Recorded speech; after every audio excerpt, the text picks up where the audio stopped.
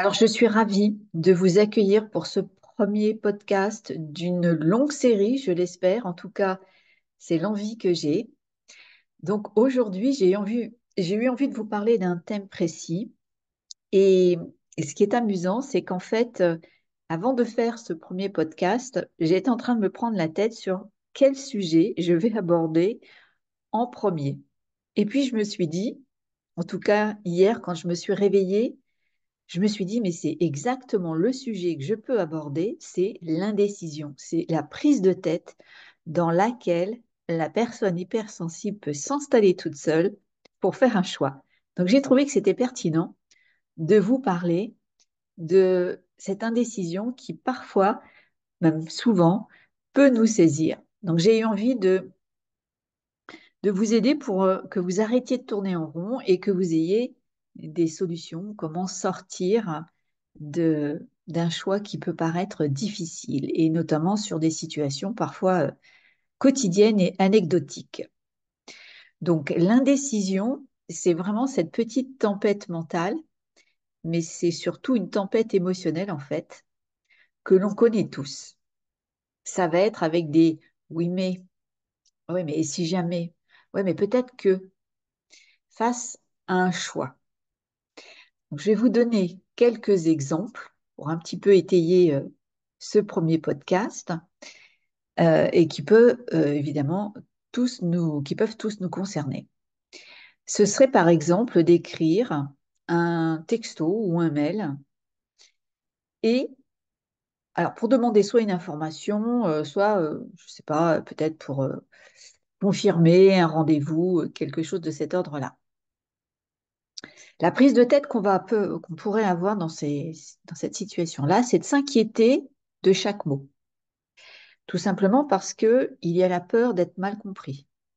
Ou alors, on pourrait se dire, oh là là, si j'emploie ce mot-là, cette formulation, je vais peut-être paraître trop direct. Ou on va se dire, je vais peut-être passer pour une personne trop insistante. Tout simplement si j'envoie ce mail, si je fais ce message. Là, on est dans la prise de tête. On va se demander si on n'a pas l'air trop autoritaire, si on ne va pas déranger. Est-ce qu'on doit ajouter cet emoji pour adoucir un petit peu le ton, pour paraître plus sympa dans le message? Ça peut être de cet ordre-là, ça peut être aussi simple que ça. Ou alors ça peut être pour répondre à une invitation à laquelle on aimerait justement ne pas aller et avec cette peur finalement de vexer. Et là, on va osciller entre accepter ou refuser l'invitation. Et donc, on va s'installer dans cette prise de tête lorsque on refuse on va être dans la crainte de décevoir ou de blesser la personne. Ou alors, on va hésiter vraiment entre ce passage de j'y vais ou j'y vais pas. Mais si j'y vais, je vais peut-être passer aussi peut-être pour quelqu'un qui est froid parce que sur place, je vais pas m'amuser, je vais pas apprécier d'être là. Donc, on va être dans cette hésitation parfois pendant des heures, pour certains, ça dépend un petit peu de la situation, durer des jours, et vraiment être dans ce casse-tête dont on n'arrive pas à sortir. Et c'est vraiment épuisant pour nos cerveaux, puisque nous avons une partie du cerveau qui sature rapidement, hein, qui est le thalamus. Donc c'est utile de prendre conscience de ce qui se passe et d'avoir évidemment des solutions pour en sortir. Et c'est ce qu'on va donc voir pendant ce podcast. Alors, pourquoi est-ce que on bloque sur nos décisions? En fait, l'indécision, elle survient souvent, et je mets ma main à couper que c'est ce qui vous concerne, c'est parce que nous cherchons le choix parfait. Celui qui comporterait aucune erreur et surtout qui nous amènerait à vivre aucun regret. C'est vraiment la démarche principale, on est souvent dans cette intention-là, le choix parfait. Il y a une telle peur chez nous de faire un mauvais choix ou de déplaire ou encore de se tromper, que tout ça grippe notre capacité à choisir, à trancher. Et c'est un phénomène qui est vraiment amplifié par une tendance qu'on peut avoir aussi, celle de suranalyser. Il faut savoir que notre zone de confort, c'est d'être dans le mental, c'est pas d'être dans le corps.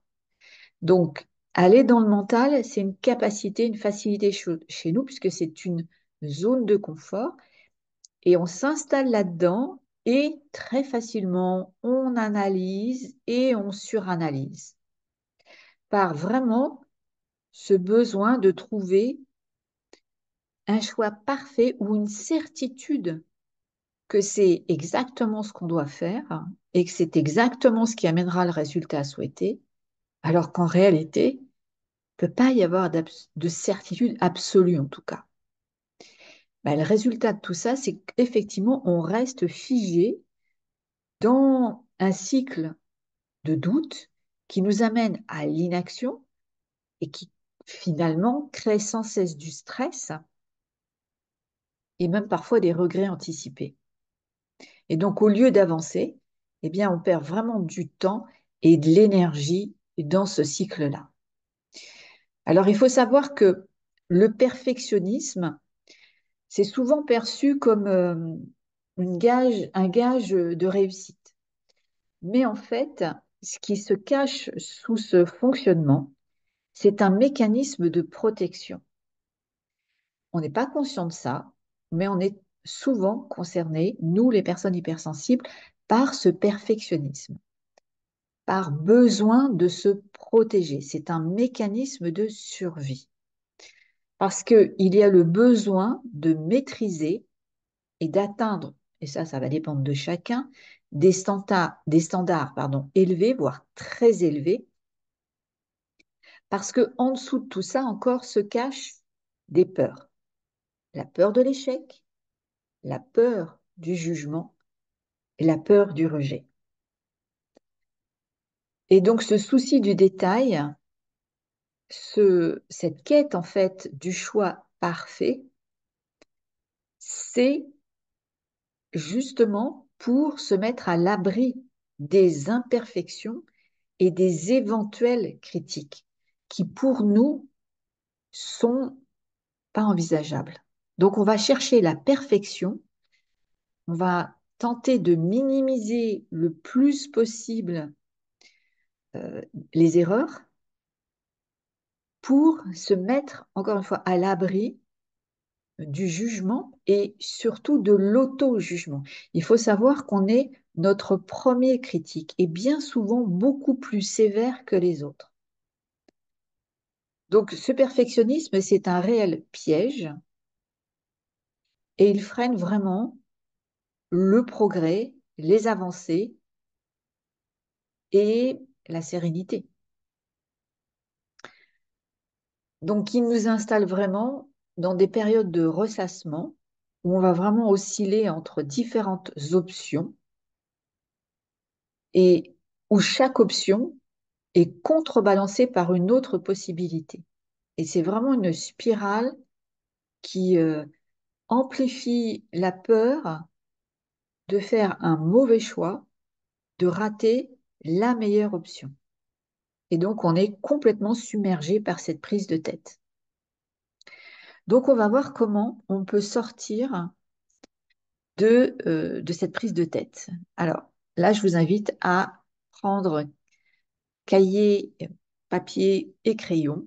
Alors, évidemment, c'est toujours utile de s'informer et de prendre des notes. Mais comprenez bien une chose, c'est que tant que vous ne mettrez pas en pratique ce que vous entendez, ce qu'on vous invite ou ce qu'on vous suggère de faire, parce que ce ne sont que des suggestions, eh bien, rien ne changera dans vos vies. Vous aurez l'information et ce sera tout. C'est déjà bien, mais ce n'est pas suffisant pour transformer les choses. Alors, pour sortir de la prise de tête, il y a quelques moyens qui vont pouvoir vous aider. Et le premier, c'est finalement de définir qu'est-ce que vous voulez vraiment dans la situation. Quelle est votre intention? Quelle est la priorité dans la situation?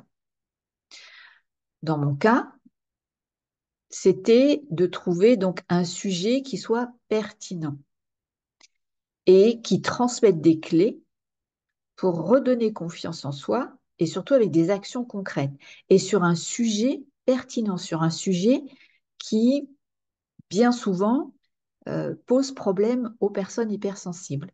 Donc, j'ai pu voir que en optant sur ce sujet-là qui m'était venu à l'esprit, eh bien, ça répondait à un objectif, à des valeurs aussi, parce que j'adore transmettre. Ça, c'est une de mes valeurs de transmettre. Puisque transmettre, ça va vraiment, en tout cas je l'espère, répondre à des besoins spécifiques que vous avez en tant qu'hypersensible. Donc demandez-vous, dans la circonstance où vous vous prenez la tête, qu'est-ce qui compte le plus pour vous dans cette décision? C'est important d'aller creuser là, parce que c'est ça qui va vous permettre de trancher plus facilement, d'opter pour un choix plutôt qu'un autre. Donc, est-ce que c'est, quelle est votre intention dans votre choix, dans votre décision? Quelle valeur ça va remplir pour vous? C'est important que ça soit pour vous, et c'est ça qui va vraiment vous permettre de trancher. La deuxième option que je vous propose, alors, elle peut être une alternative ou elle peut être complémentaire à la première, celle de se demander qu'est-ce qu'on veut vraiment, définir des priorités. C'est d'écouter votre intuition. C'est exactement ce que j'ai fait hier matin quand j'ai trouvé que c'était une intuition qui était venue, qui était montée, et je me suis dit, OK, je vais surfer sur cette vague, je vais écouter cette intuition. Pour autant, j'ai quand même été voir si ça correspondait à des priorités, à ce qui comptait vraiment pour moi. Donc, je me suis appuyée sur les deux volets. Vous pouvez très bien le faire. Mais écouter son intuition, parfois, c'est juste suffisant. On peut ressentir instinctivement qu'une qu'une réponse plus qu'une autre va vraiment correspondre à quelque chose qui correspond à des valeurs, correspond à une intention de base, à un objectif qu'on avait finalement à l'esprit. Donc, soit vous définissez vos priorités, vous restez sur une analyse, soit vous écoutez votre intuition, soit vous écoutez les deux. La troisième option que je vous propose, et c'est pas la moins importante, loin de là, c'est d'accepter l'imperfection. Je vous ai parlé de ce perfectionnisme qui est extrêmement bloquant chez nous. Et tant que on n'accepte pas de pouvoir faire des erreurs, de pouvoir ne pas être parfaite dans telle ou telle situation, et notamment dans nos choix, eh bien, ça va systématiquement nous installer dans la prise de tête que justement on cherche à éviter. Donc, pour sortir de la prise de tête, c'est d'accepter qu'on puisse faire des erreurs. C'est d'accepter qu'aucun choix n'est vraiment exempt de risque. En ce qui me concerne, je n'ai pas la certitude que ce sujet que je traite aujourd'hui pour un premier podcast est celui qui va vous plaire le plus, que c'est celui qui est le plus pertinent pour vous. Je n'en ai aucune certitude. Et peut-être que je vais taper à côté. Et en fait, je vais accueillir les résultats de ce premier podcast pour simplement avoir un feedback et me dire, OK, quels sont finalement les ajustements que je peux faire suite aux résultats de ce premier podcast.